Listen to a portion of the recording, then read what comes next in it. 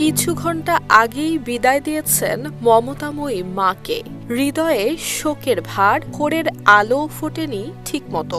এমন সময় ফেসবুকে এক বার্তা দিয়েছেন বিএনপির ভারপ্রাপ্ত চেয়ারম্যান তারেক রহমান। ধন্যবাদ আর কৃতজ্ঞতা জানিয়েছেন কিছু মানুষের যত্ন, দায়িত্ববোধ আর পেশাদারিত্বের প্রতি।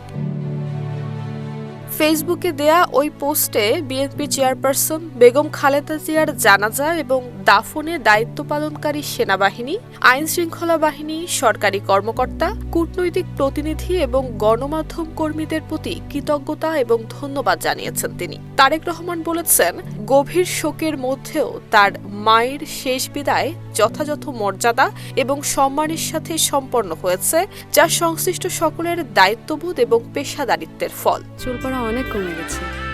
থ্যাংক ইউ মা। চুলের ভিটামিন জুই মাল্টিভিটামিন কোকোনাট অয়েল। গোয়েন্দা সংস্থা, বিভিন্ন মন্ত্রণালয় এবং পররাষ্ট্র মন্ত্রণালয়ের ভূমিকার প্রশংসা করেছেন। একই সঙ্গে প্রতিকূল পরিস্থিতির মধ্যেও দেশ বিদেশের গণমাধ্যম কর্মীদের প্রতিও আন্তরিক শ্রদ্ধা এবং ধন্যবাদ জানিয়েছেন। অন্তর্বর্তী সরকারের প্রধান উপদেষ্টা ডক্টর মোহাম্মদ ইউনূস এবং উপদেষ্টা মণ্ডলীর সদস্যদের প্রতি ধন্যবাদ জানিয়ে তারেক রহমান বলেন, গভীর শোকের সময়ে তাদের উপস্থিতি খালেদা জিয়ার পরিবারের জন্য গুরুত্বপূর্ণ সমর্থন ছিল।